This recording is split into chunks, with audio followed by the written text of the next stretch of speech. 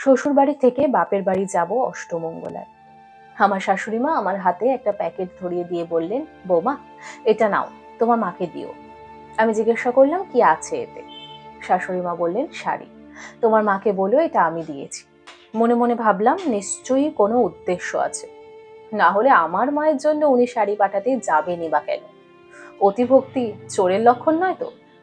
শাশুড়ি মা সম্পর্কে এমন ধারণা আমার হতো না যদি না ওই দিন ওই কথাগুলো শুনে নিতাম। ঘটনাটা ঘটলো বিয়ের 5 দিনের মাথায়। আত্মীয় স্বজন যে যার বাড়ি চলে গেছে। আমার একমাত্র ননদ, সেও সেদিন চলে যাবে।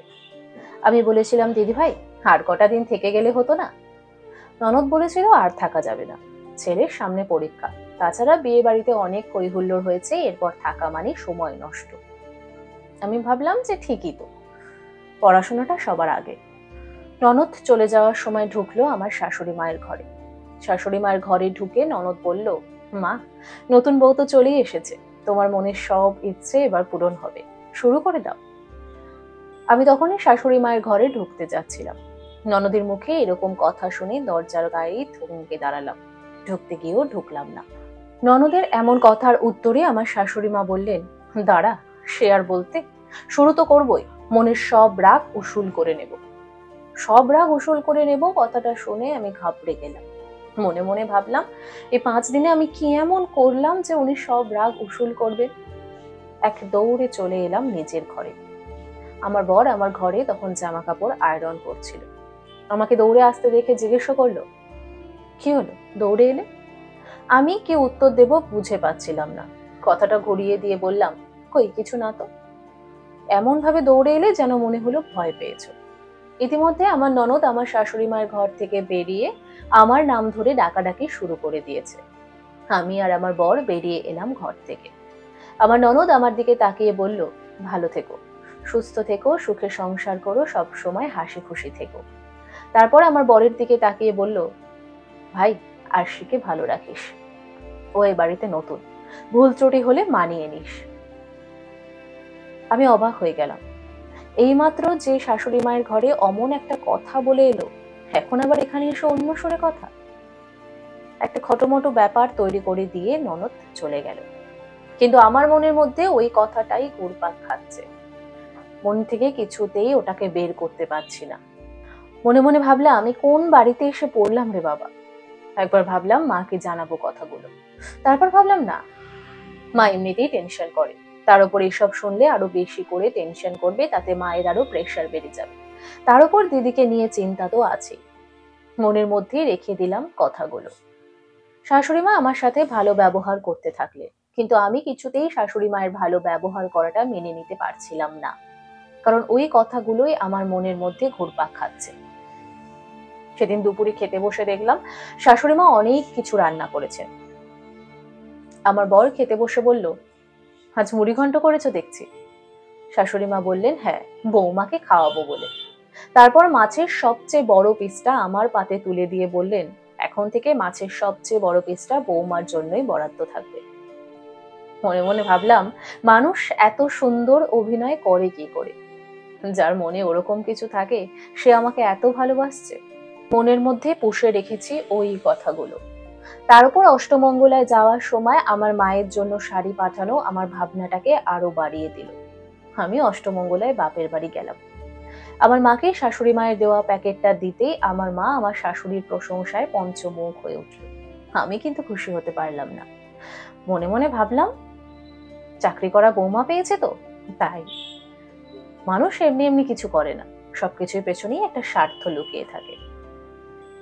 হঠাৎ মনে পড়লো দিদির কথা। দিদিও বিয়ের প্রথম প্রথম এরকম আদর যত্ন পেয়েছিল। প্রথম প্রথম দিদিও দিদির শাশুড়ির খুব প্রশংসা করত, কিন্তু পরে বুঝেছিল যে এসব লোক দেখানো ছাড়া আর কিছুই নয়। নতুন বউ হয়ে এলে প্রথম প্রথম কদিন এইসব আদর যত্ন থাকে, তারপর সবটা মিলিয়ে যায়। কিছু ভণ্ড মানুষ থাকে যারা প্রথমে ভালো ব্যবহার করলেও পরে তাদের আসল রূপটাই চোখে পড়ে। দিদি স্যালারির টাকা শাশুড়ির হাতে তুলে দেয়নি বলেই অশান্তি। তারপর থেকে দিদির কপালে আর আদর যত্ন জোটেনি। দিদির কথা ভাবলেই খুব কষ্ট হয়। দিদির মতো ওরকম একটা শান্ত শিষ্ট মেয়ের কপালে যে ওই রকম একটা শাশুড়ি জুটবে কখনো ভাবতেই পারিনি। শ্বশুর বাড়িতে দিদির কোনো স্বাধীনতাই নেই, কিন্তু দিদি চাকরি করে। নিজে থেকে যেন কিছুই করতে পারে না বাবা মায়ের জন্য, যদিও বা কিছু করে তাও লুকিয়ে। জানতে পারলেই অশান্তি। অশান্তি শুধু দিদির শাশুড়িই করে না, অনির্বাণ দাও দিদির সাথে অশান্তি করে। অনির্বাণ দা বলে, তোমার বাবা কি করে মেয়ের হাত থেকে টাকা নেয় মেয়ের বিয়ে হয়ে যাওয়ার পরেও? অথচ এই অনির্বাণ দাই বিয়ের আগে কত ভালো মানুষ ছিল, বিয়ের পর সব বদলে গেল। দিদির বিয়েটা প্রেম করেই।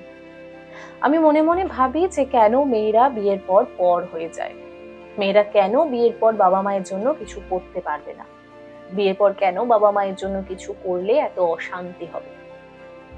ভেবেই নিয়েছিলাম আমি যদি কিছু করি সেটা লুকিয়ে করব না, করব প্রকাশ্যে, সবাইকে জানিয়ে, কারণ আমিও চাকরি করি। অষ্টমঙ্গলা কাটিয়ে শ্বশুর বাড়ি ফিরে এলাম। বাড়িতে সদস্য আমরা 4 জন, আমি, আমার বর, শ্বশুর, শাশুড়ি। ছুটির মেয়াদও শেষ, চাকরিতে জয়েন করলাম। যেদিন অষ্টমঙ্গলা কাটিয়ে বাড়ি ফিরলাম, আমার শাশুড়ি মা বলল, ঘরের কাজটা যেমন কাজ, বাইরের কাজটাও কাজ। আর তুমি যেহেতু চাকরি করো তাই তোমাকে বাইরের কাজটাই আগে সামলাতে হবে। রান্না বান্না আমি সব সামলে নেব, ছুটির দিনে তুমি চাইলে করতে পারো। এমন কথা শুনে ভাবলাম, এত ভালো মানুষ উনি, না জানি এর পেছনে কি উদ্দেশ্য আছে। যত দিন যায় তত অবাক লাগে মানুষটাকে। সকালে অফিস যাওয়ার সময় টিফিন গুছিয়ে দেওয়া থেকে শুরু করে জলের বোতলে জল ভরে দেওয়া পর্যন্ত এভরিথিং। যেমনটা নিজের ছেলের জন্য করে ঠিক তেমনটাই আমার জন্য।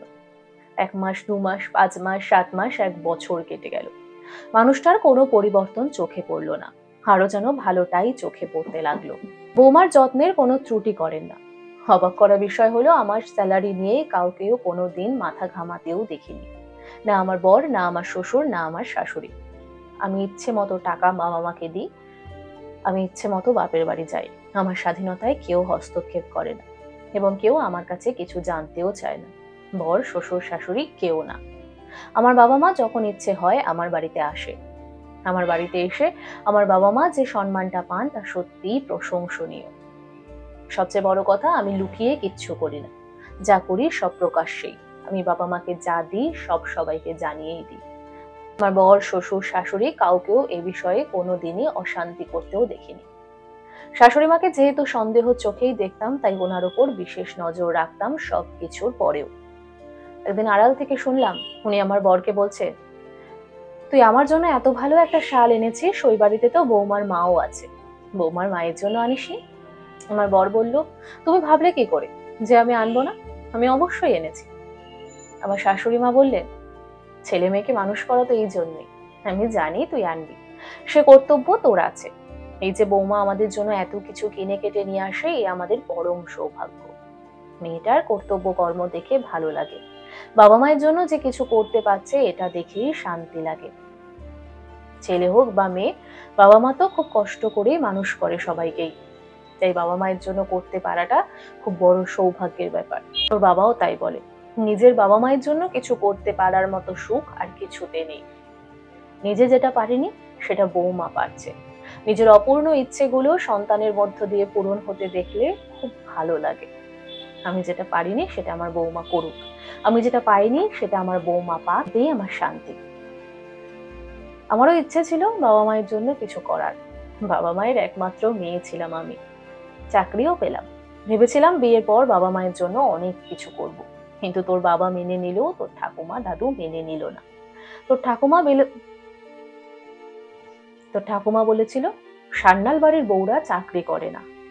এত অভাব পড়েনি যে সান্যাল বাড়ির বউদের চাকরি করতে যেতে হবে, আর এই ট্র্যাডিশন মেনে নিতে না পারলে তোমার জায়গা এ বাড়িতে হবে না। মনের দুঃখে সেদিন চাকরি ছেড়ে দিয়েছিলাম। তোর বাবাও কিছু বলতে পারেনি অশান্তির ভয়ে, কারণ তখন বললেই তোর ঠাকুমা দাদুর সাথে মারাত্মক অশান্তি হতো। আমিও অশান্তি ভয়ে সবকিছু চুপ করে মেনে নিয়েছিলাম। মনের কষ্টে চাকরি ছেড়ে দিয়েছিলাম। বাবা মায়ের জন্য কিছু করতে পারেনি, এ আমার বড় আক্ষেপ। তবে তোর বাবা লুকিয়ে অনেক কিছুই করেছে। মনে মনে একটা রাগ ছিলই। ভেবে নিয়েছিলাম এরপরে সান্যাল বাড়িতে যে বউ হয়ে আসবে সে যেন চাকরি করে, সে যেন নিজের ইনকামের টাকায় বাবা মাকে ভালো রাখতে পারে। বাড়ির বউকে অযত্ন নয়, কষ্ট দেওয়া নয়, তাকে ভালো রাখাই হবে সান্যাল বাড়ির ট্র্যাডিশন। দূর থেকে এই কথাগুলো শুনে নিজেকে আর ধরে রাখতে পারিনি। মুহূর্তের জন্য চোখটা যেন ঝাপসা হয়ে গেল। আয়নার কাছে গিয়ে দাঁড়ালাম। মনে মনে ক্ষমা চেয়ে নিলাম সেই আদর্শিনীর কাছে, যে নিজেই এতক্ষণে একটা ট্র্যাডিশন হয়ে বসে আছে। মনে মনে ভাবলাম, একটা সহজ সরল মানসিকতাকে আমি কত খারাপ দৃষ্টিতে দেখেছি। নিজেই যেন নিজের কাছে ছোট হয়ে গেলাম। অতীতের ঘটে যাওয়া কোনো রাগের প্রতিশোধ যে কেউ এইভাবে ভালোবেসে উসুল করতে পারে, তা আমার জানা ছিল না। সত্যিই তো, যে ট্র্যাডিশন মানুষকে কষ্ট দেয় সেই ট্র্যাডিশন বদলে নেওয়াই ভালো। এই যে আজকে আমি বাবা মায়ের জন্য এত কিছু করতে পারছি, তা এই মানুষগুলো পাশে ছিল বলেই। এই মানুষগুলো সহায়তা করেছে বলেই আজকে নিজের মতো চলতে পারি। তারপর থেকে সবকিছু ঠিকঠাক চলছে। সান্যাল বাড়ির ট্র্যাডিশনই আমাকে বদলে দিয়েছিল আমার নিচু মানসিকতাকে।